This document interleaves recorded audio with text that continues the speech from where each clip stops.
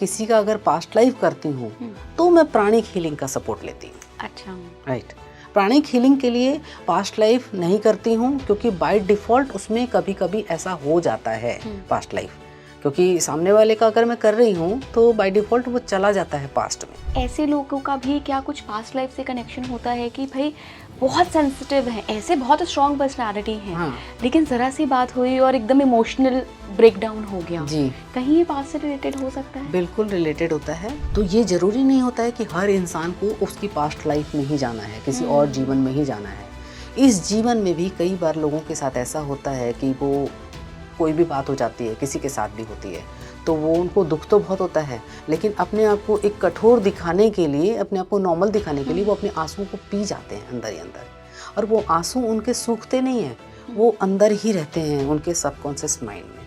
इसीलिए जब भी वो उनको रिकॉल करते हैं, यानी कि जब भी कोई घटना घटती है तो वो पुरानी घटना ट्रिगर हो जाती है, और वो ट्रिगर होती है तो उसके साथ साथ वो उन आंसुओं को भी खींच के लाती है, जिसकी वजह से तुरंत उनको रोना आ जाता है। मैम, हम सब जितने ह्यूमन बीइंग हैं सब एनर्जी का भंडार है, जी। लेकिन फिर ऐसा क्या हो जाता है कि एनर्जी बिल्कुल नीचे चली जाती है या फ्लो नहीं आ पाता है कि हम उस एनर्जी को यूज़ कर सकें? इसका सबसे बड़ा बेसिक जो रीज़न है वो है ओवर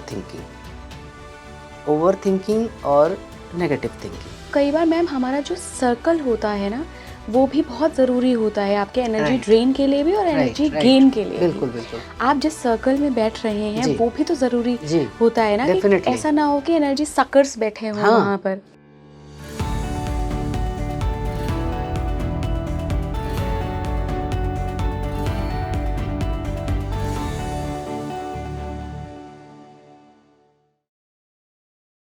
नमस्कार भारत, आप देख रहे हैं स्पीकिंग श्री, मैं हूं आपके साथ हिला गोस्वामी। हीलिंग, प्राणिक हीलिंग क्या होती है? हीलिंग की कौन सी विधा आपको सूट करेगी? इसका आपकी पास्ट लाइफ से क्या कनेक्शन है? कौन से ऐसे साइंस हैं जो हमें बताते हैं कि अब हमें हीलिंग की ज़रूरत है? किस तरीके की हीलिंग है वो डिसाइड कैसे करते हैं? इस पर आज हमने सारी बात की है। साथ ही हमने ये भी बात की है कि प्राणिक हीलिंग कैसे की जाती है, स्पेसिफिकली कौन से ऐसे लोग हैं जिनको ज़रूरत होती है। कुछ हमने पास्ट लाइफ के केसेस भी डिस्कस करे हैं जब जो एक्सपर्ट हैं उनको लगा कि जो हीलिंग है वो यहाँ जाके होगी, या इसका रूट कॉज जो है वो कहीं ना कहीं पास्ट की लाइफ्स में छुपा है या फिर वूम में छुपा है। वूम रेग्रेशन भी एक चीज़ होती है, उस पर भी हमने बात की है। आज की जो मेरी मेहमान है वो PRR एक्सपर्ट हैं। 28 से 30 साल हो गए हैं उनको इस विधा में, एक्सपर्टीज़ में। मैं बहुत बहुत स्वागत करना चाहूँगी सुषमा जी का। बहुत बहुत स्वागत है आपका स्पीकिंग श्री पर। नमस्कार। सुषमा जी, मैंने अपने दर्शकों को बताया कि आज हम प्राणिक हीलिंग के बारे में जानेंगे कि कैसे ये बहुत ज़रूरी है डे टू डे लाइफ में भी, और अगर आप कुछ बहुत बेहतर अचीव करना चाहते हो उसके लिए भी। सबसे पहले मैं समझूंगी ये प्राणिक हीलिंग क्या है। देखिए इला जी, प्राणिक जो शब्द जुड़ा है वो हमारे प्राणों से जुड़ा है। जैसा कि आप सभी को पता है कि हमारे अंदर प्राण होते हैं, प्राण के बिना हमारा शरीर निर्जीव है, कोई काम का नहीं है। और ये प्राण जब हमारी एक सर्वोच्च सत्ता के साथ में जुड़ा हुआ है, ब्रह्म के साथ जुड़ा हुआ है, तो यहाँ से प्राणिक शब्द आता है। क्योंकि प्राणिक हीलिंग जो एक हीलिंग वर्ड जो है, हील करना यानी कि किसी भी चीज़ को भरना, ठीक है। और जब हम उसको अपने प्राणों के टुवर्ड्स, प्राणों के साथ उसको हील करते हैं, तो इसका मतलब ये है कि हमारी जो एनर्जी है, हमारी जो पॉजिटिव वाइब्स हैं, वो सामने वाले की प्रॉब्लम को या सामने वाले के वॉइड को हील कर रही है, उसको भर रही है एक पॉजिटिव एनर्जी के साथ। तो जिससे सामने वाले को बहुत ही इन्फ्लुएंस होता है और सामने वाले को बहुत ही जल्दी आराम मिलता है उसको। This is called pranic healing. Past life regression expert हैं आप। पास्ट लाइफ से प्राणिक हीलिंग का क्या संबंध है? क्योंकि मैंने ऐसा सुना है कि बिना पास्ट लाइफ को खंगाले बड़ी मुश्किल होती है किसी को भी हील करने में। ऐसा सच है क्या?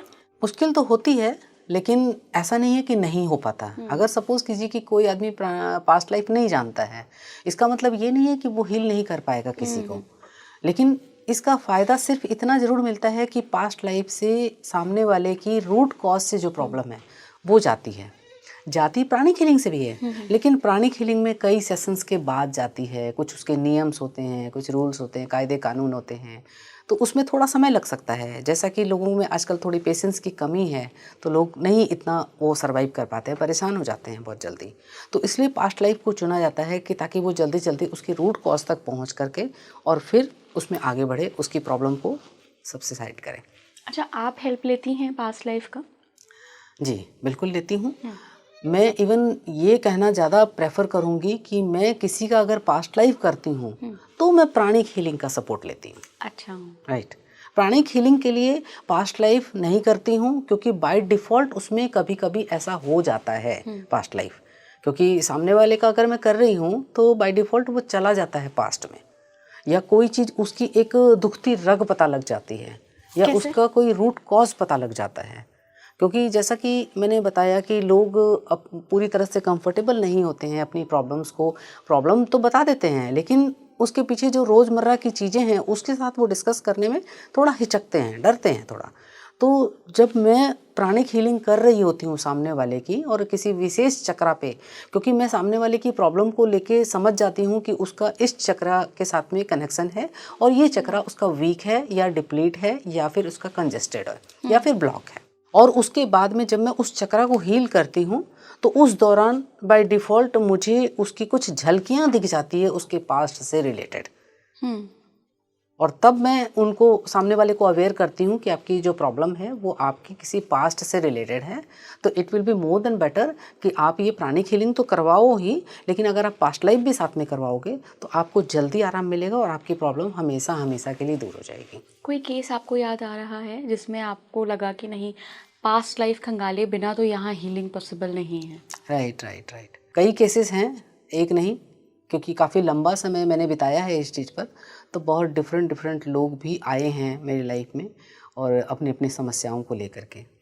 लेकिन यहाँ पर फ़िलहाल मुझे एक जो केस याद आ रहा है जो कि काफ़ी पुराना है, और उसमें एक लेडी थी मेरे पास जो आई थी, तो उसको बहुत सारी प्रॉब्लम्स थी और उसको ना हर दिन जुकाम, और वो जुकाम की वजह से कई बार उसकी सांसें ब्लॉक हो जाती थी और कभी मतलब बहुत ही उसको अस्थमेटिक टाइप का प्रॉब्लम हो जाता था, कभी कुछ हो जाता था कभी कुछ हो जाता था। तो जब मैंने उसको एज अ हीलिंग के लिए बुलाया तो मुझे कुछ ऐसा लगा कि हाँ भाई कुछ इसका पास्ट से रिलेटेड है, हो तो जाएगा इससे भी, लेकिन अगर मैं पास्ट लाइफ अगर इसको यूज़ करूँगी तो इससे डेफिनेटली बिल्कुल पूरी तरह से बाहर निकल आएगी। तो तब जाकर के मैं उसको पास्ट पे लेके गई। तो जब मैं पास्ट पे लेके गई तो सबसे पहली बात तो कि वॉइस चेंज हो जाती है सामने वाले की। ट्रांस में चले जाते हैं? हाँ, नहीं ट्रांस में तो जाता ही जाता है बंदा, लेकिन जो पास्ट में जो प्रॉब्लम हुई है उस समय जो एनर्जी उसके ऊपर होती है वो एनर्जी उस समय इनहेंस हो जाती है और वो बोलती है बेसिकली। तो पहली बात तो कि वो जल्दी से आते नहीं हैं, उनको बहुत प्यार से और बहुत पुचकार के बुलाना पड़ता है, क्योंकि उनको एक बॉडी मिली हुई होती है जो कि वो उसमें रह रहे होते हैं। तो जब हम उनसे बात करते हैं, उनको प्यार से उनको समझाते हैं कि आपको हम इनसे भी ज़्यादा अच्छी जगह पर आपको भेजेंगे जहाँ पर आपको बिल्कुल पीस मिलेगा। क्या आप किसी एंटिटी की बात कर रहे हैं? एंटिटी कह लीजिए या फिर एनर्जी कह लीजिए, वो भी लाइक ऑफ एनर्जी ही है। एंटिटी में अगर हम जाते हैं डेप्थ में तो उससे लोग थोड़ा सा एक डर जाते हैं, उससे एक नेगेटिव इफेक्ट आ जाता है। तो इस केस में क्या हुआ था मैम? इस केस में ये हुआ था कि जो वो लेडी थी उसका किसी के साथ में लव था, किसी लड़के के साथ में, और 16-17 साल की उम्र थी उनकी, और दोनों ही मतलब डिफरेंट उससे रीजन से बिलोंग करते थे। तो उसमें उनके घर वाले बिल्कुल भी रेडी नहीं थे। तो जो लड़के के घर वाले थे उनको लग रहा था कि ये छोटी कास्ट की है लड़की और ये ज़बरदस्ती हमारे घर में आ जाएगी तो हमारे घर में पता नहीं क्या होगा। तो उन्होंने उसको मतलब उसको डेथ करके उसको मार के और उसको बर्फ़ में दबा दिया था।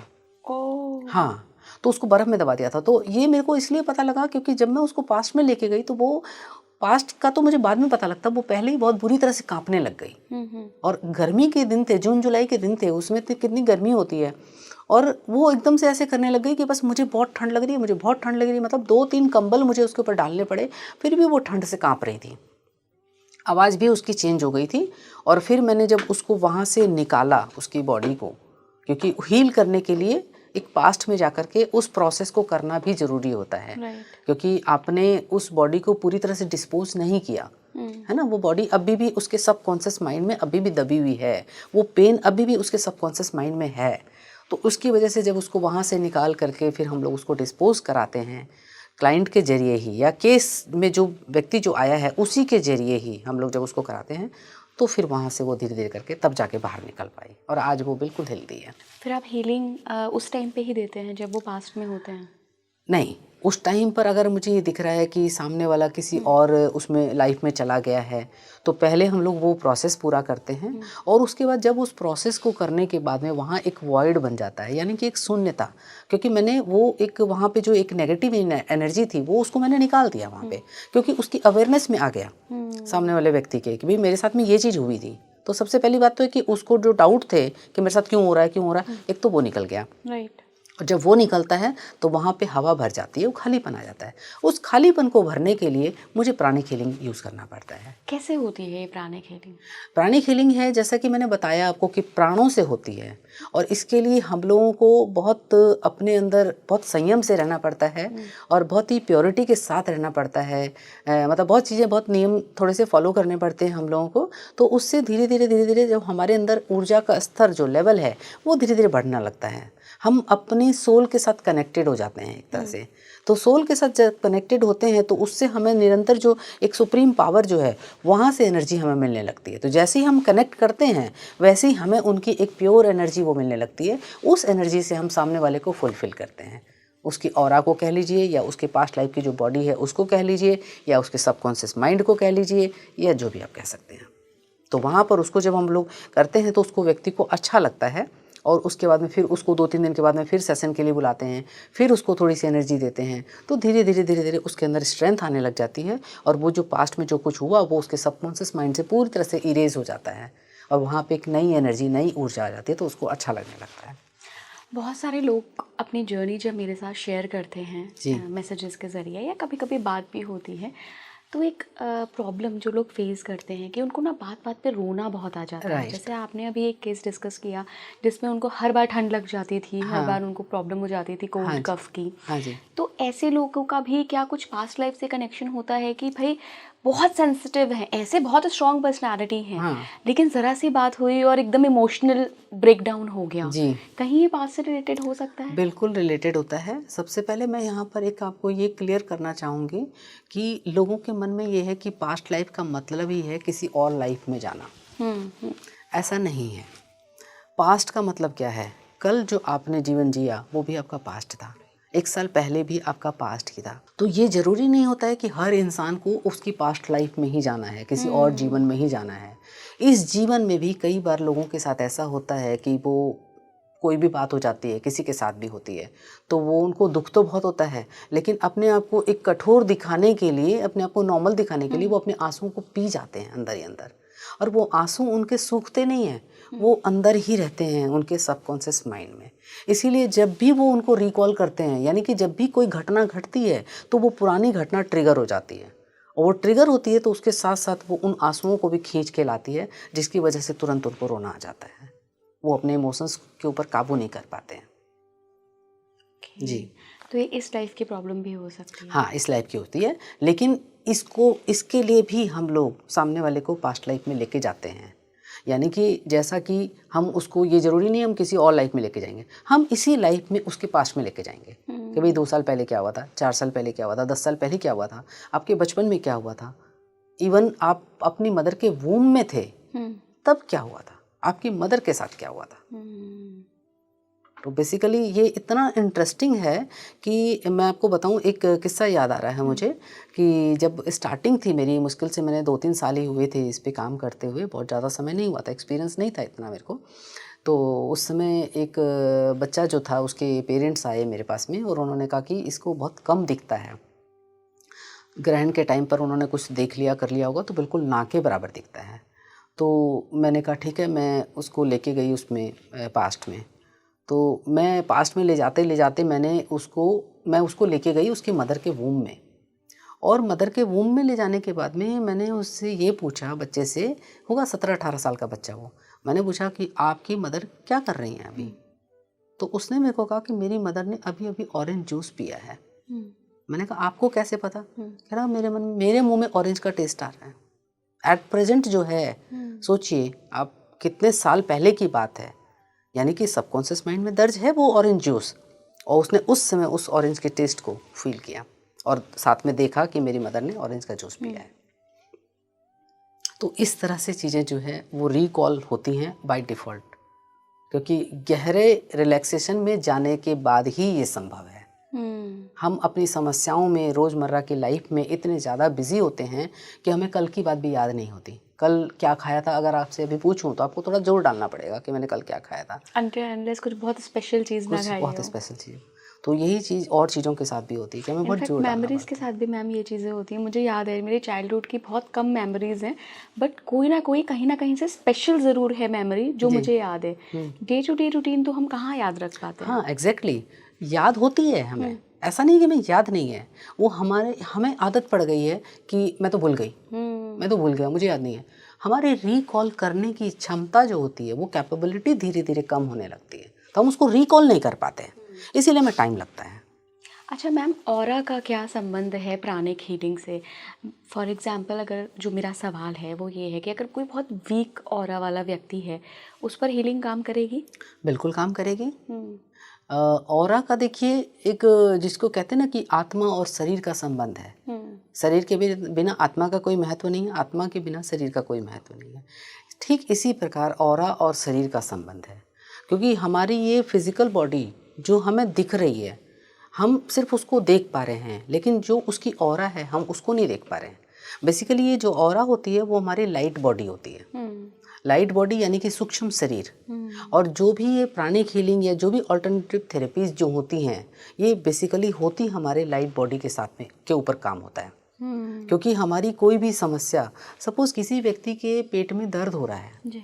तो वो व्यक्ति सोचेगा कि भाई ठीक है, हो सकता है शायद मैंने अभी थोड़ी देर पहले ये खाया है तो वो उसकी वजह से मुझे गैस हो गई हो, इसलिए दर्द होगा। लेकिन नहीं, ऐसा नहीं है। वो पेट के दर्द की तैयारी काफ़ी टाइम पहले से चल रही थी, वो आज इन्हेंस होकर के उसके सामने उसने अपना रूप दिखाया है। तो ऐसे ही ये जो ऑरा होती है, कोई भी प्रॉब्लम या कोई भी चीज़ आती है वो सबसे पहले हमारी ऑरा में ही आती है। उसके बाद जब वो ऑरा में पूरी तरह से रच बस जाती है, काफ़ी ह्यूज अमाउंट में हो जाती है, तब वो धीरे धीरे हमारी बॉडी में रिफ्लेक्ट होना शुरू होती है। तो प्राणिक हीलिंग में ऑरा को कैसे देखते हैं आप?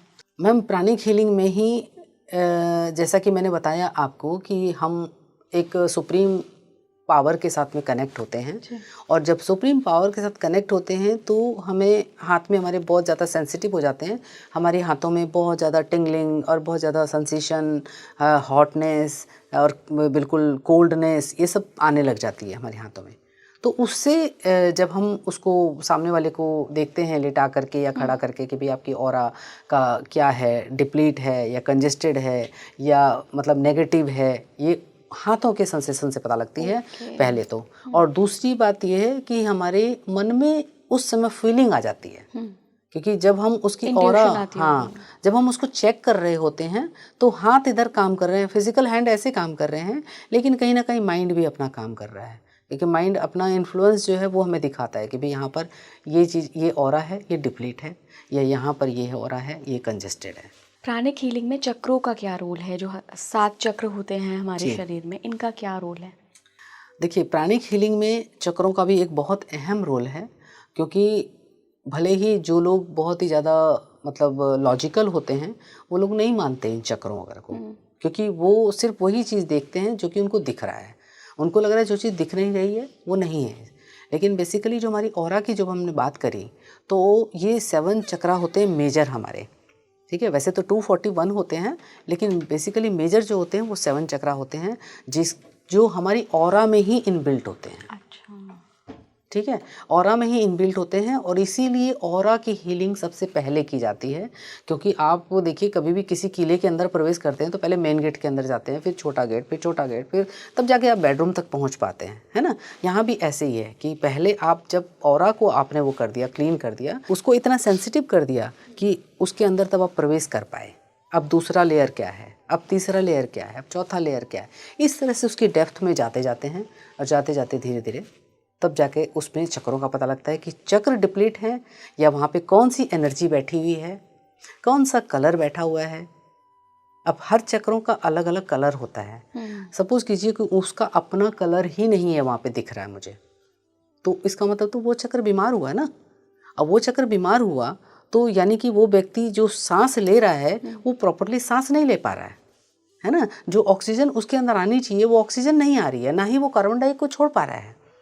तो इसीलिए हम उस वे में उस चक्र को हील करते हैं ताकि प्रॉपरली उसके अंदर जो उसके मेरिडियंस जो हैं, चैनल्स जो हैं वो सीधे हों, क्योंकि नहीं तो वो जब सांस नहीं आ पाती है तो वो ऐसे टेढ़े मेढ़े हो जाते हैं, जिगजैग से हो जाते हैं। तो जब हम उस पर काम उसको क्लीन करते हैं तो वो स्ट्रेट होते हैं। स्ट्रेट होते हैं तो प्राणा का जो फ्लो होता है वो डायरेक्ट वे में, क्योंकि ये इस बात को आप ऐसे समझ सकते हैं कि जैसे कोई एक पाइप है और पाइप अगर बहुत ही मुड़ा हुआ होता है तो आप देखते हैं कि पानी का फ्लो कितना उसमें रुक रुक के आता है ना, प्रॉब्लम होती है वहाँ पे। लेकिन जैसे ही आपने पाइप को सीधा किया पानी तेजी से फ्लो होने लगता है। ठीक है, इसी तरह से है कि जब वो मेरिडियंस आपके सीधे हो जाते हैं तो उसमें से प्राणा के फ्लो जो है वो आराम से होने लगता है और सामने वाले को भी बहुत आराम और रिलैक्स महसूस होने लगता है। क्योंकि जब मैं प्राणिक हीलिंग करती हूँ लोगों की तो विद इन 2 या 3 मिनट्स में इंसान को बहुत गहरी नींद आ जाती है और वो इतनी गहरी नींद चला जाता है कि उसे कुछ पता भी नहीं लगता। बाद में वो जब उठता है तो कहता है कि हाँ बहुत रिलैक्स मिल रहा है मुझे, मैं तो बहुत गहरी नींद में सो गया था। आप कैसे फील करते हैं कि चक्र में कहीं ब्लॉकेज है या कौन सा चक्र है जिस पे कलर नहीं है या कौन सी एनर्जी बैठी है, ये कैसे आप पता करते हैं? जैसा कि मैंने बताया कि ये जो हाथ सेंसिटिव होते हैं प्लस माइंड भी बराबर अलर्ट है ना, तो उसमें अलग अलग प्रकार की फीलिंग होती है। जैसे कभी हाथ में गर्म लग रहा है, कभी हाथ में ठंडा लग रहा है, या कभी इचिंग सी हो रही है।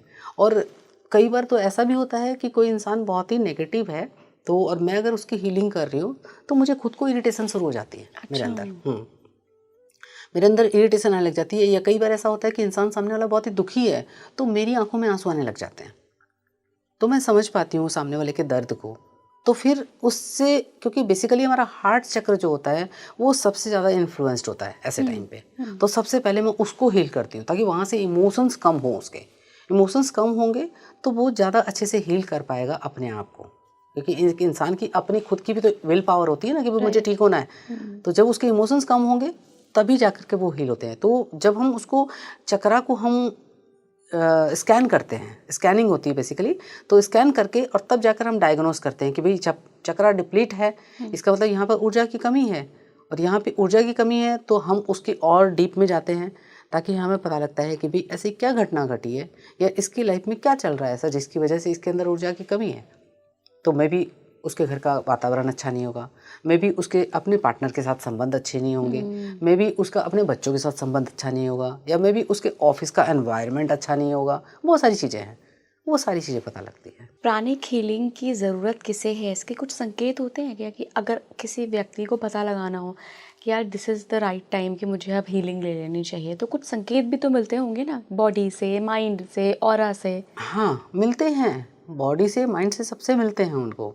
लेकिन ऐसे में क्या होता है, कुछ लोग तो अपने लॉजिकल माइंड की वजह से नहीं आते कि ये सब चीज़ें फालतू की चीज़ें होती हैं। कुछ लोग कह देते हैं कि भाई हमारे पास टाइम नहीं है इसलिए नहीं आते हैं। संकेत उनको बराबर मिलता है, क्योंकि बेसिकली हर इंसान का अपना एक फील्ड होता है, ऑरा फील्ड जिसको हम कहते हैं, जिसको हम लाइट बॉडी लाइट फील्ड कहते हैं, है ना, वो उसमें आती है। लेकिन हम धीरे धीरे इस संसार में इतने ज़्यादा प्रवृत्त हो गए हैं रोज़मर्रा की लाइफ में, स्ट्रेस में, अपने काम के प्रति, अपनी जिम्मेदारियों के प्रति इतने ज़्यादा वो हो जाते हैं कि हम उस आवाज़ को सुना अनसुना कर देते हैं।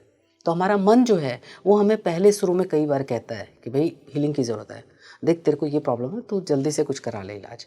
अब वो फिर उसने आज अवॉइड कर दिया, फिर उसने कल अवॉइड कर दिया, तो वो मन भी एक टाइम के बाद में संकेत देना बंद कर देता है उसको। फिर वो तब तक प्रॉब्लम इतनी ज़्यादा बढ़ जाती है कि लंबा समय लगता है, और कई बार तो ऐसा हो सकता है, लगता है कि भाई ठीक पता नहीं होगी भी नहीं होगी, पता नहीं कितना समय लगेगा। जो लोग एनर्जीज़ पे यकीन नहीं करते हैं मैम, उनके लिए आप क्या कहेंगे कि एनर्जीज़ क्या वाकई हमारी लाइफ को इतना इन्फ्लुएंस करती हैं? देखिए, मैं यहाँ पर सबसे पहले उन लोगों के लिए भी ये चीज़, क्योंकि ऑल ओवर मैं जानती हूँ कि सभी लोग सुन रहे हैं इन चीज़ों को, तो मैं उनको एक चीज़ बताना चाहूँगी कि एनर्जी के बिना कुछ भी नहीं है इस संसार में। जब इस संसार में हम लोग नहीं थे, कोई वस्तुएं नहीं थी, एनर्जी तब भी थी, क्योंकि एनर्जी से ही इस पूरे संसार का क्रिएशन हुआ है। हमारे एक तरह से देखा जाए तो हम जो बोल रहे हैं, हमारे एक एक वर्ड में एनर्जी है। इसीलिए कहा जाता है कि इमोशन का मतलब क्या होता है। इमोशन को अगर 2 भाग में बांटे तो ई मोशन, ई का मतलब एनर्जी, एनर्जी इन मोशन, है ना। जब तक आपकी एनर्जी एक सुसुप्त अवस्था में आपके अंदर पड़ी है, इसको आप ऐसे समझ सकते हैं कि एक पत्थर पड़ा है रास्ते में, ठीक है। जब तक वो पड़ा है तब तक वो बिल्कुल स्थिर है, उसको कोई किसी से कोई हार्म नहीं है, उसको भी नहीं है और किसी दूसरे को भी नहीं है। अब सपोज कीजिए कि मैंने वो पत्थर उठाया और किसी व्यक्ति के ऊपर फेंका। अब मैंने जब फेंका तो जाहिर सी बात है सामने वाला व्यक्ति तो चुप नहीं बैठेगा, वो भी उठाकर एक पत्थर फेंकेगा। तो क्या हुआ, मेरे पत्थर से उसको चोट लगी, उसके पत्थर से मुझे चोट लगी। तो इसी तरह से कि मैंने किसी को कुछ बुरा बोला तो वो क्या है, वो एक एनर्जी है। तो एनर्जी मेरे मन से, मेरे मुंह से निकली, सामने वाले को हर्ट कर गई। हर्ट कर गई तो यानी एनर्जी क्या हुई, एनर्जी मोशन में आ गई। मोशन में आ गई तो उसको या तो दुख लगेगा या उसको गुस्सा आएगा या वो गिल्ट में चला जाएगा। तो ये सब क्या है, ये सब इमोशन है। और जैसे ही वो गुस्से में आएगा तो या तो पलट के मारेगा मेरे को, और या दुख हुआ तो वो रो के चला जाएगा, या फिर गिल्ट होगा तो बेचारा एक तरफ बैठ जाएगा। तो ये इमोशंस इस तरह से काम करते हैं। मैम, हम सब जितने ह्यूमन बीइंग हैं सब एनर्जी का भंडार हैं, लेकिन फिर ऐसा क्या हो जाता है कि एनर्जी बिल्कुल नीचे चली जाती है या फ्लो नहीं आ पाता है कि हम उस एनर्जी को यूज़ कर सकें? जी, इसका सबसे बड़ा बेसिक जो रीज़न है वो है ओवर थिंकिंग। ओवर थिंकिंग और नेगेटिव थिंकिंग। जैसा कि आप आज के लोगों की आप थिंकिंग की क्वालिटी देखेंगे तो इसको आप ऐसे समझिए कि सपोज कीजिए कि कोई स्त्री का बेटा है, कहीं जॉब करता है, रात को लेट हो गई, 9 बजे आ जाता है, 8 बजे 9 बजे आ जाता है, 10 बजे तक नहीं आया, 11 बजे तक नहीं आया। अब छूटते साथ उस माँ के मन में सबसे पहले क्या आएगा सवाल, कहीं कुछ हो पता नहीं कुछ हो तो गया। नहीं गया। तो वो नेगेटिव थिंकिंग की एक, जिसको कहते हैं ना कि इतनी ज़्यादा इंटेंसिटी बढ़ गई है लोगों के अंदर कि हर चीज़ में नेगेटिव सोचना, कि उसका पॉजिटिव प्रोस्पेक्ट देखते ही नहीं या फिर देखना चाहते ही नहीं। और हमारे दिमाग की भी, हमारे ब्रेन की भी एक कैपेसिटी होती है ना। जब एक कैपेसिटी से ज़्यादा हम सोचने लग जाते हैं तो हमारी एनर्जी ड्रेन होने लगती है। आप इसीलिए देखते होंगे कि जब व्यक्ति सो के उठता सवेरे तो कितना एनर्जेटिक महसूस करता है ना, कितना अच्छा लगता है, खुश महसूस करता है।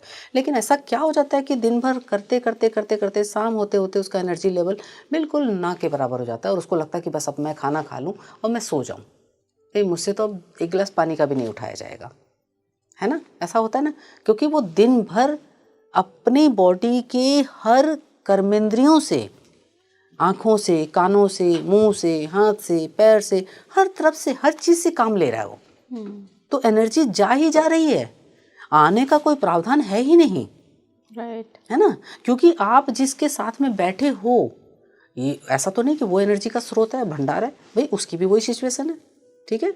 तो आपको एनर्जी मिलेगी कहाँ से?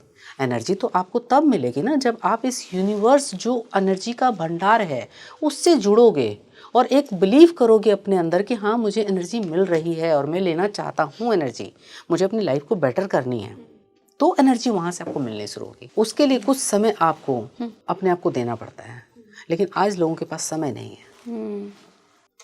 आज इंसान, बच्चा बीमार होगा तो उसको डॉक्टर को दिखा देगा, लेकिन अगर खुद की तकलीफ की बारी आएगी तो अच्छा कल दिखा दूंगा ना, अच्छा परसों दिखा दूंगा, अच्छा ठीक है घर की दवाई ले तो ली मैंने, काढ़ा ले तो लिया मैंने, ये क्योंकि अपने लिए टाइम नहीं है। तो एनर्जी मिलेगी कहाँ से? बिल्कुल, आपने जैसे कहा ना मैम कि एनर्जी कहाँ से मिलेगी, मुझे अपना एक पर्सनल एक्सपीरियंस याद आ रहा जी, है। बताइए। मैं प्रेग्नेंट थी और बहुत ज़्यादा कॉम्प्लिकेटेड थी मेरी प्रेगनेंसी। ओके। बिल्कुल एनर्जी ड्रेन हो गया था, 43 kg हो गई थी मैं। अच्छा। इतना ज़्यादा एनर्जी डाउन, पूरा शरीर ख़राब होने लग गया था। बहुत कॉम्प्लिकेशन थे। एक गुरु आए थे मेरे पॉडकास्ट में, जी। आप यकीन नहीं करेंगे और लोगों को भी सुनकर आश्चर्य होगा। कुछ नहीं, सिर्फ हमने बातचीत करी और सिर्फ उन्होंने 4 शब्द मुझसे कहे कि बेटा तुम बिल्कुल ठीक हो, तुम बिल्कुल ठीक हो जाओगी। एनर्जी ट्रांसफ़र था वो एक तरीके का। राइट। और वो पूरा दिन और अगला पूरा हफ्ता मैं इतनी एनर्जेटिक थी कि मैं 2 मिनट समझ नहीं पा रही थी कि ये हुआ क्या है। तो कई बार मैम हमारा जो सर्कल होता है ना वो भी बहुत ज़रूरी होता है आपके एनर्जी ड्रेन के लिए भी और एनर्जी गेन के लिए बिल्कुल भी। बिल्कुल। आप जिस सर्कल में बैठ रहे हैं वो भी तो ज़रूरी होता है ना, कि ऐसा ना हो कि एनर्जी सकर्स बैठे हों वहाँ पर। एनर्जी सकर्स बहुत हैं। आप, मेरा तो ये बहुत ही पर्सनल एक्सपीरियंस है कि मैं कई बार जाती हूँ तो किसी शॉप पे मान लीजिए कोई चीज़ लाने गई हूँ मैं, वो शॉप बिल्कुल खाली है, कोई भी एक बंदा नहीं है वहाँ पे। और मैं गई हूँ, विद इन 5 मिनट्स लोगों की ऐसे भीड़ हो जाएगी कि वो शॉपकीपर मुझे छोड़कर दूसरों को देने लग जाएगा। मुझे बड़ा गुस्सा आता है कि भाई मैं पहले आई तो मुझे तो दो। और उसके बाद मैंने समझा इस चीज़ को कि इसका मतलब ये है कि मेरा एनर्जी का फील्ड इतना ज़्यादा वो है कि जो लोग परेशान हैं, दुखी हैं, अननोइंगली वो वहाँ पर आ रहे हैं उस एनर्जी को एक्सपीरियंस करने के लिए। और अक्सर ऐसा होता है। जो अभी अभी आपने बात बोली गुरुजी वाली, मैं इसी का आपको एक एग्जांपल देती हूँ, और बहुत पुराना भी नहीं है, ये कम से कम होगा 1.5 साल पुराना होगा। मैं रेकी की क्लासेस देती हूँ। अब मैं रेकी करती कम हूँ, रेकी की क्लासेस ज़्यादा देती हूँ। तो मैं एक लेडी थी जो कि उसने मेरे से कहा कि मैम मैं, उसने ये जस्ट स्टाइल से या यूट्यूब से मेरा निकाला था उन्होंने एड्रेस, उन्होंने कहा मैं आपसे सीखना चाहती हूँ। मैंने कहा ठीक है। वो प्रेग्नेंट थी लेडी। तो मैंने उनसे कहा कि बेटी का आप मेरे ऑफिस पे आ जाइए, मैं आपको यहाँ करा दूँगी। मेरे ऑफिस में इतनी व्यवस्था है कि मैं 1 या 2 को करा देती हूँ, और अदरवाइज़ मैं बुक करती हूँ कोई जगह। तो उन्होंने कहा कि मैम मैं थोड़ा-सा प्रेग्नेंट हूँ, तो उसकी वजह से मुझे थोड़ी प्रॉब्लम हो जाएगी आने में, वहाँ पर इतनी देर नहीं बैठ सकूँगी। जनरली 4 से 5 घंटे की क्लासेस होती है। तो उसने कहा कि मैम आप क्या ऑनलाइन नहीं करा सकते? मैंने कहा बिल्कुल करा दूँगी, इसमें कोई नहीं है इफ़ एंड बट। तो मैंने उनको ऑनलाइन क्लासेस कराई।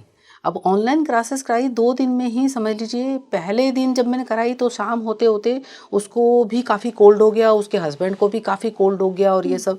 तो दूसरे दिन मैंने उसकी आवाज़ पहचान ली। मैंने कहा कि अच्छा कोल्ड हो गया लगता है आपको? तो बोली हाँ। तो मैंने उनको समझाया, मैंने कहा कि नो नीड टू वरी, ये इसी का पार्ट है ना, क्योंकि जो आप सीख रहे हो इसका मतलब आपकी एनर्जी ट्रांसफॉर्म हो रही है, वो क्लीन हो रही है। क्योंकि मैं जो आपको बोल रही हूँ, मेरा एक एक शब्द एनर्जी का काम कर रहा है आपके लिए, और आपकी जो ऑरा है वो उसको गेन कर रही है, उस एनर्जी को, और गेन कर रही है तो जितने भी अनवांटेड टॉक्सिन्स जो हैं आपकी बॉडी में, आपकी बॉडी उनको रिजेक्ट कर रही है। पहला तो ये। दूसरा, उसने मेरे को बताया जो कि मेरे लिए भी थोड़ा शॉकिंग था, उसका बच्चा हो चुका था, मतलब मेरे ख्याल से 7वां महीना चल रहा था उसको। तो उसने मेरे को बताया कि मैम मेरे ना बेटे को एक ऐसी लीवर की प्रॉब्लम है जो डॉक्टर ने बताया है, जो कि शायद होने के बाद भी नहीं है क्योरेबल, वो ठीक नहीं हो सकती। तो मुझे बड़ी चिंता है उस चीज़ की। तो मैंने उनको कहा कि मैंने कहा देखिए, आप सबसे पहले तो आप इस चीज़ को चुनिए कि आपने जो रेकी क्लासेस के बारे में चुना है वो आपने नहीं चुना, आपके बच्चे ने चुना है। उसने आपको ये थॉट दिया क्योंकि वो किसी जीवन में रहा होगा, रेकी हीलर या कुछ भी समथिंग लाइक दैट। तो इसीलिए उसने आपको ये थॉट दिया और आप ये सीख रहे हो। और मैंने कहा ये जो आप सीख रहे हो उससे आपको देखना आपके बच्चे को भी बहुत आराम मिलेगा, क्योंकि वो अभी बिल्कुल ही उसकी फॉर्म में है, बिल्कुल फीटस है। हाँ फीटस है, वो अभी बाहर भी नहीं आया, दुनिया भी नहीं देखी है। और आप मानोगे नहीं, उसका बच्चा हो गया और उसके बाद उसने लेडी ने बताया मुझे कि मैम उसकी बीमारी तो कहाँ गई पता भी नहीं लगा, जो लीवर की प्रॉब्लम थी, अब बिल्कुल ओके है। ये तो मिरेकल है अपने आप में। डेफिनेटली। तो मतलब माँ ने रेकी सीखी, उसकी एनर्जी फ्लो उसकी से एनर्जी के फ्लो से बेबीज का भी बिल्कुल हाँ, हील हो गया। जो क्योंकि उसके जो ब्लॉकेज थे वो ब्लॉकेज दूर हो गए सिर्फ वर्डिंग ऑफ माउथ से। क्योंकि मैं देखिए, मैं आमने सामने होता है तो आदमी को ये भी लगता है कि भाई ऑरा काम कर रही होगी, क्योंकि मैं चक्रों को भी खोलती हूँ जब उनको देती हूँ ना, वो शक्तिपात देती हूँ, तो वो वहाँ पर ऐसा कुछ था नहीं, वो तो ऑनलाइन कर रही हैं, वो सिर्फ सुन रही हैं मेरी बातों को। और उन्होंने मेरे को ये भी कहा कि, बल्कि मैंने उनसे पूछा, मैंने कहा कि झगड़ा हो गया हस्बैंड से, क्योंकि दूसरे दिन बहुत उदास थी वो, तो कह रही हाँ मैम कल से ही झगड़ा हो गया। मैंने कहा ये भी इसी का पार्ट है। मैंने कहा कि ये भी देखना आपके संबंध और पहले से ज़्यादा और रिवाइव होंगे और मधुर होंगे। तो इस तरह से आज भी वो मेरे को बहुत थैंक्स बोलती है। और इवन बल्कि अभी बच्चा उसका 2 साल का हो गया, तो मेरा क्रिस्टल का भी मैं कार्य करती हूँ, जस्ट वाई इसीलिए मैं क्रिस्टल भी पहनती हूँ और लोगों को रिकमेंड भी करती हूँ मैं। तो उसने मेरे से एक शिकायत करी, बोली मैम ये मेरा बेटा जो है वो मुझे छोड़ता ही नहीं है, जब देखो तब मेरे से चिपका रहता है, मैं इसकी वजह से बहुत परेशान हूँ, कुछ काम ही नहीं कर पाती हूँ मैं। तो मैंने उसको एक रिकमेंड किया, मैंने कहा कि ये क्रिस्टल के टम्बल्स हैं छोटे छोटे, मैंने कहा आप ये लो, और मैंने उनको बताया कि आपको इसको कैसे यूज़ करना है। तो आज 2 महीने हो गए हैं, तो वो उसने मेरे को न्यूज़ दी कि मैम नहीं, अब पहले से बहुत बेटर है, अब मेरे को छोड़ के आराम से बैठता भी है, जाती हूँ करती तो चिपकता भी नहीं है, आराम से खेलता है करता है। अच्छा, आपने अभी इस केस में एक बात बताई कि क्या पता वो जो बेबी था उसने उसको ये इंट्यूशन दी कि आपको रेकी सीखनी चाहिए, Yes. क्योंकि हो सकता है पास्ट लाइफ से उसका रेकी का कोई कनेक्शन हो। यस, ये केसेस ऐसे होते हैं, देखे हैं आपने रियल में? बिल्कुल होते हैं मैम, क्योंकि आप ये देखिए ना कि जब मैंने शुरुआत की थी, मैंने कभी नाम नहीं सुना था रेकी का, मैं कुछ नहीं जानती थी। आप मेरा उसमें मेरे 3 बच्चे हैं, उसमें छोटे वाली जो बिटिया है मेरी, वो मुश्किल से होगी 1.5 सवा साल की होगी, ठीक है। और आप ये देख लो कि मेरे को किसी ने बताया कि भी आप सीखो। मैंने कहा ये क्या होता है? उन्होंने कहा आप रेकी सीखो क्योंकि आप थोड़ा सा मुझे स्ट्रेस में लग रहे हो। मैंने कहा कि रेकी क्या होता है? तो उन्होंने कहा कि ये बहुत अच्छी चीज़ होती है और आप सीखोगे तो देखिएगा आपका स्ट्रेस भी बिल्कुल दूर हो जाएगा, आप बहुत रिलैक्स रहोगे। और संजोग ऐसा हुआ कि मुझे ये भी तक नहीं पता था, मैं इवन तब तो इतना मतलब मोबाइल वगैरह का भी इतना वो नहीं था, गूगल वगैरह का या फिर ये यूट्यूब वगैरह का भी इतना नहीं था, और ना ही मैं कभी भी इंटरेस्टेड रही हूँ इन चीज़ों से।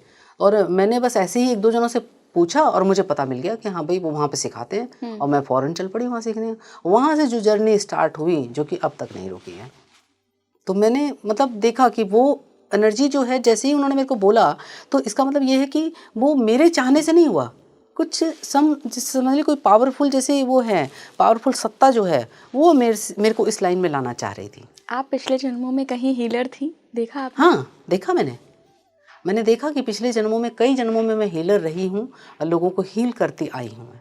मुझे लगा कि शायद इस वजह से भी ईश्वर ने मुझे इस लाइन में डाला है, क्योंकि इवन बल्कि मेरे हस्बैंड मेरे को मतलब सभी कहते हैं मेरे फैमिली में कि मैं खाना बहुत अच्छा बनाती हूँ, बहुत अच्छी कुक हूँ, सभी बहुत तारीफ़ करते हैं। तो मेरे हस्बैंड मेरे को बहुत बार बोल चुके थे कि हम इंडिया से बाहर चलते हैं, बाहर तो इंडियन खाने का इतना वो नहीं है, हम खोलेंगे वहाँ पे रेस्टोरेंट खोलेंगे।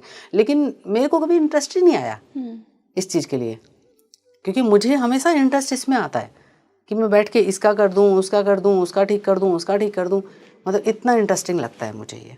क्योंकि शायद आपका लाइफ पर्पस इंडिया के साथ जुड़ा है। यस, मैं बल्कि बच्चे मेरे को कहते भी हैं कई बार कि मम्मी दुबई चलते हैं, यहाँ चलते हैं। मैंने कहा क्यों, इंडिया में इतनी जगह हैं जो कि उसमें 1/4 भी नहीं देखी है मैंने कहा पहले मैं उनको देखना चाहूँगी, बाहर क्या रखा है। मैम अच्छा, क्या कुछ ऐसे संकेत मिलते हैं किसी आम व्यक्ति को, जैसे आपको भी कहीं मिले होंगे ना कि आपको रेकी की तरफ बढ़ना चाहिए, हीलिंग की तरफ बढ़ना चाहिए, कि हीलिंग का हमारी पास्ट लाइफ से कोई कनेक्शन है? अगर किसी ने रेग्रेशन नहीं कराया हो तो आम डे टू डे रूटीन में कुछ ऐसे सिम्टम्स मिलते हैं?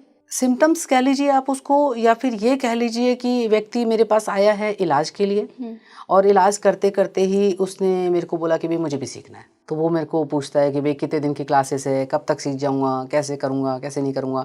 तो मेरा एक थोड़ा ये है कि मैं अपनी तारीफ़ खुद ही करना चाहूँगी क्योंकि जनरली लोग जो हैं रेकी की क्लासेस या प्राणी की क्लासेस जो है करा करके, कोर्स करा करके छोड़ देते हैं। लेकिन मैं लोगों को कहती हूँ कि भाई मैं आपको इंटर्नशिप भी कराऊँगी, आप 7 डेज़ की करो, 15 डेज़ की करो, ताकि आपके सारे डाउट्स क्लियर हों, और उसके बाद मैं आपको जॉब की भी गारंटी देती हूँ। आप जॉब भी लो मेरे यहाँ पर, कोई दिक्कत नहीं है मुझे। तो ये कई बार देखा मैंने कि लोग, काफ़ी स्टूडेंट्स रहे हैं, काफ़ी लोगों को मैंने रेकी वगैरह कराई है, और वो उन्होंने बहुत चीज़ें गेन करी है अपनी लाइफ में। तो मेरे को लगता है कि वो आते पहले इसीलिए हैं कि भाई मुझे हील होना है, और उसके बाद हील होते होते ही बस मुझे भी सिखा दो, मुझे भी सीखना है, और सीख के फिर जाते हैं, फिर वो अपनी लाइफ को और बेटर कर पाते हैं।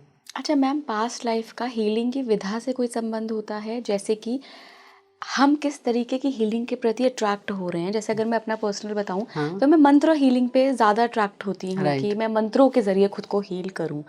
कई लोग हैं जो रेकी की तरफ जाते हैं, कई लोग प्राणिक हीलिंग की तरफ जाते हैं, कई लोग PLR को as a healing therapy use करते हैं। तो ये क्या हमारे पिछले जन्मों से कहीं कनेक्टेड होता है कि मैं किस हीलिंग की तरफ आगे बढ़ूं? बिल्कुल बिल्कुल, क्योंकि आपने उस चीज़ को चुना है। सपोज आप ही का एग्जांपल लेते हैं कि आपने मंत्र हीलिंग को चुना है, तो कहीं ना कहीं किसी लाइफ में आपने मंत्र चैंटिंग जो है वो आप उससे रिलेटेड रही हैं, एक वैसा आपका कार्यक्रम रहा है, और जिसमें आपने वो चीज़ें की है, तो वो कहीं ना कहीं आपके सबकॉन्शियस माइंड में है अभी तक। क्योंकि देखिए, हम क्या होता है, शरीर हमारा छूट जाता है लेकिन हमारा मन कभी नहीं मरता। मन एक जगह जाकर के, जैसे ही इंसान शरीर छोड़ता है, मन वहाँ से निकलकर कहीं एक जगह सिचुएटेड हो जाता है, जो कि एक थोड़ा सा ऊपरी लेवल होता है हमारा। और जैसे ही हमारी सोल दूसरा शरीर धारण करने के लिए इस धरती पर आने की प्लानिंग करनी शुरू करती है, वो मन तुरंत जाकर के उसको पिक कर लेता है, क्योंकि मन ढूंढ रहा होता है कि भाई कभी तो तुम नीचे आओगे, तब मैं तुम्हें पकड़ूंगा। और इस तरह से वो हमारे साथ सिचुएटेड हो जाता है, और वही जो हमारी मेमोरीज़ होती हैं, वो मेमोरीज़ ही हमें इस चीज़ के लिए फोर्सफुली करती है। चाहे आप उसको इंटरेस्ट कह लो, चाहे आप सरकमस्टेंस कह लो, चाहे आप कुछ भी कह लो, कि आप वैसे ही इंसान से टकराते हो जिससे कि वही चीज़ आपको सीखने का मौका मिलता है जिसमें आपका इंटरेस्ट होता है। क्यों? क्योंकि आपने पास्ट लाइफ में कुछ ना कुछ ऐसा किया है उससे रिलेटेड। मैं हमेशा देखती हूँ मैम, मतलब ये मैंने बहुत लोगों के लाइफ में देखा है कि जिस चीज़ से आपका पास्ट लाइफ कनेक्शन नहीं है, आपके मन का कनेक्शन नहीं है, वो चीज़ कभी आपको लगेगी नहीं। वो फिर एक मन की शांति हो जाती है कि हाँ, हम पूजा कर रहे हैं या प्रतिदिन मंदिर जा रहे हैं, लेकिन जब तक हम कोई पर्टिकुलर वो थेरेपी नहीं करते हैं जो हमारे साथ कनेक्टेड होती है, तब तक असर नहीं होता। ये सच है? नहीं मैम, ऐसा कुछ नहीं है, ऐसा कुछ नहीं है। कई लोग ऐसे भी आते हैं मेरे पास कि जिनको कि जो सिर्फ एक्सपेरिमेंट करने के लिए भी आते हैं। अच्छा। हाँ, जिन्होंने कभी नाम नहीं सुना, कुछ भी नहीं सुना, और जिनको लगता था कि नहीं नहीं ये सब कुछ नहीं होता, फालतू बकवास होती है ना, चक्रा वगैरह ऑल दिस क्या है, व्हाट नॉनसेंस, तो इस तरह से। लेकिन जब वो उनकी हीलिंग जब होती है तो हीलिंग तो अपना काम करेगी भाई। उसको इस चीज़ से फ़र्क नहीं पड़ता कि सामने वाला मुझे चाहता है या नहीं चाहता है, भाई उसका काम है हील करना, तो वो हीलिंग करेगी। तो जब वो हीलिंग से उसको आराम मिल जाता है तो उनको विश्वास होने लग जाता है इस चीज़ के प्रति कि भाई हाँ, ये चीज़ तो अच्छी है। मैं इसका भी एक आपको एग्जांपल देना चाहूँगी कि मेरे एक सज्जन थे जो कि नहीं मानते थे कभी भी इन चीज़ों में, और हमेशा ही मतलब उनको अपना बिजनेसमैन थे और बहुत ही ज़्यादा उनको रहता था कि मैं बिज़नेस में ही करूँ और ये सब चीज़ें ऑल दिस। उनकी वाइफ भी करती रहती थी, तो उनको लगता था कि पता नहीं ये फालतू की चीज़ें हैं, क्या है ये सब बेकार की चीज़ें हैं, ये वो है। तो एक बार क्या हुआ, जब वो उनको कुछ प्रॉब्लम हुई, फिज़िकली उनको कोई प्रॉब्लम हुई, तो इस चीज़ को लेकर के उनकी वाइफ जो है, डिस्टेंस हीलिंग भी होती है, तो वो उसके रिगार्डिंग मेरे पास में आई थी, और तब मैंने उनके ऊपर वो हीलिंग अप्लाई करी, डिस्टेंस हीलिंग। तो उससे उनको बहुत आराम मिला, और बहुत आराम मिला। तो उसके बाद में क्या हुआ कि कुछ टाइम से वो उनका जो फीवर था उनको बेसिकली, और फीवर उनका डायग्नोज नहीं हो पा रहा था, कितने टेस्टिंग वेस्टिंग करवा लिया। तो इसके रिगार्डिंग फिर उन्होंने मेरे से कंसल्ट किया कि भाई ये फीवर है जो नहीं हो पा रहा है, और क्या इसका वो हो सकता है। तो मैंने उनको कहा कि ठीक है, कोई बात नहीं है, आप एक काम कीजिए, 1-2 सेशन आप लीजिए PLR का, उसमें हो सकता है शायद आपको कुछ ना कुछ आपको निकल के आए, रूट कॉज वगैरह। तो मैंने उनको हील करने के लिए मैं उनको चेयर पे लेके गई, उनको एकदम गहरे रिलैक्सेशन में पहुंचा दिया मैंने उनको। और उनसे थोड़ी देर पहले मैंने जो बातें करी थी, तो मैंने उनसे पूछा था कि मैंने कहा कि आपके अंदर कोई गिल्ट है, क्योंकि मैंने उनकी हीलिंग करी तो मैं समझ तो गई थी कि इनके अंदर गिल्ट है। तो मैंने कहा कि आपको किस चीज़ का गिल्ट है, आप पहले तो ये बताइए। तो उन्होंने मेरे को कहा कि मैं अपने पेरेंट्स को लेकर के बहुत गिल्ट में हूँ कि मैंने उनके लिए कुछ खास नहीं किया, मेरी मदर की भी मैंने ज़्यादा सेवा नहीं करी, पापा की भी मैंने सेवा नहीं करी। मैंने कहा देखिए, अगर आपको ठीक होना है तो सबसे पहले आपको इस गिल्ट से बाहर निकलना होगा। बोले कैसे? मैंने कहा ठीक है, PLR मैं करती हूँ, आपको मैं निकालूंगी और आपके सामने ही आपके पेरेंट्स को बुलाऊंगी, आपको जो बोलना है आप उनको कहिएगा, आपको माफ़ी मांगनी है या जो भी करना है आप उनको कहिएगा। तो उन्होंने कहा ठीक है। हालांकि उनको भरोसा नहीं था इन चीज़ों का, लेकिन फिर भी एक्सपेरिमेंट के तौर पर भी ठीक है, जो आप बोल रहे हैं। मैं उनको लेके गई, और आप मानोगे नहीं कि मैं जब उनको रिलैक्स कर रही थी, और सबसे पहले मैंने उनकी मदर को बुलाया, और मदर को बुलाया तो मैं उन दिनों अपने घर में कर रही थी, मैं कोरोना के दौरान की बात है, और साइड में टेबल लैंप रखा हुआ था, ठीक है, और उसके पास में एक खाली गिलास रखा हुआ था। थोड़ी देर बाद ही वो उसकी लाइट जो थी वो चसपुच चसपुच चसपुच ऐसे करने लगी, और गिलास जो है ऐसे ऐसे काँपने लग गया। अब आवाज़ हो रही है उसकी, अब आवाज़ हो रही है, तो पहले मैंने सोचा कि मैंने कहा कि शायद हो सकता है कि वायर में कोई दिक्कत होगी, इसकी वजह से वो कर रहा होगा, और अगर गिलास गिर गया, तेज़ आवाज़ हो गई, तो व्यक्ति जो है ट्रांस में है वो बाहर आ जाएगा। तो मैं फ़ौरन उठी, उठ करके मुझे लगा कि मैं थोड़ा सा देखूं क्या चक्कर है, और जैसे ही मैं उठी तो एकदम से सडनली मेरे दिमाग में आया कि मैंने कहा इनकी मदर आई है यहाँ पे, इनकी मदर की एनर्जी आई है, और उसकी वजह से, जैसे कि हम फिल्मों में नहीं देखते हैं कि कोई एनर्जी आई हुई होती है तो लाइटें जलने लग जाती है, बुझने लग जाती है, सेम वही सिचुएशन। और मैं तुरंत, मेरे माइंड में आ गया, मैं चुपचाप से बैठ गई। मैंने कहा इनका ये सेशन पूरा हो जाएगा, ये अपने आप ठीक हो जाएगा, और डेफिनेटली वही हुआ। उन्होंने बहुत अपनी मदर से बात करी, माफ़ी मांगी, और उसके बाद से उनका जीवन चेंज होने लगा। वो एक हैप्पीनेस से महसूस करने लगे। उस दौरान वो बिल्कुल अपने आप को एक बच्चा मान रहे थे। अपने पापा से भी माफ़ी मांगी कि मैंने अपने लोगों के लिए कुछ नहीं किया, ये है वो है। तो उसके बाद आंसू बह रहे थे उनकी आँखों से लगातार। और फिर थोड़ी देर के बाद में जब उनको बाहर लेके आई, फिर थोड़े दिन उनकी प्राणिक हीलिंग करी मैंने, तो काफ़ी हल्का फील कर रहे थे, और उनको लग रहा था कि अब मेरे को काफ़ी आराम है और मैं बहुत हद तक इस चीज़ से बाहर निकल गया हूँ। तो ये इस तरह से काम करती है। मैं PLR के बारे में थोड़ा सा और भी कहना चाहूँगी कि जैसे कि बहुत सारे लोगों को ये डर होता है कि हम अगर PLR में गए पास्ट लाइफ में तो हम पता नहीं उसी में रह जाएंगे, है ना, हम बाहर ही नहीं आ पाएंगे। लेकिन ऐसा नहीं होता है। मैं लोगों को इस चीज़ के लिए भी बिलीव दिलाना चाहती हूँ कि ऐसा नहीं होता है, क्योंकि हर इंसान का अपना ब्रेन होता है, और वो उसका ब्रेन उसके ही कंट्रोल में होता है। क्योंकि सबसे पहली बात तो मैं यहाँ पे ये कहना चाहूँगी कि लोगों ने इस PLR को हिप्नोटिज्म से जोड़ दिया है है ना, लोग कहते हैं कि भाई हिप्नोटाइज कर देंगे सामने वाला मुझे, लेकिन हिप्नोटाइज और हिप्नोसिस दो अलग अलग चीज़ें हैं।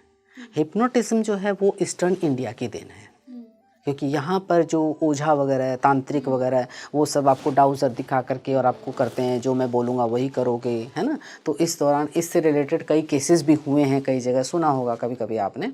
तो लेकिन हिप्नोसिस जो होता है, हिप्नोसिस पहले पुराने ज़माने में जब डॉक्टर्स नहीं हुआ करते थे, एनेस्थीसिया नहीं हुआ करता था, तो हिप्नोसिस काम आती थी। सर्जरी तो तभी भी होती थी, बीमारियां तो तभी भी होती थी, है ना। अब सर्जरी एनेस्थीसिया नहीं है तो आदमी करेगा कैसे? तो उस व्यक्ति को, बीमार आदमी को हिप्नोसिस के ज़रिए एकदम ट्रांस में पहुंचाया जाता था, और ट्रांस में पहुंचाने के बाद में उसकी फिजिकल बॉडी और उसकी लाइट बॉडी अलग हो जाती है ना। तो जो सोल जो है, जो फील करती है पेन, तो वहाँ से उसको पेन फील होना बंद हो जाता है, और आराम से जो डॉक्टर है वो आराम से सर्जरी करता है, सारे काम करता है और फिर उसको हील करता है।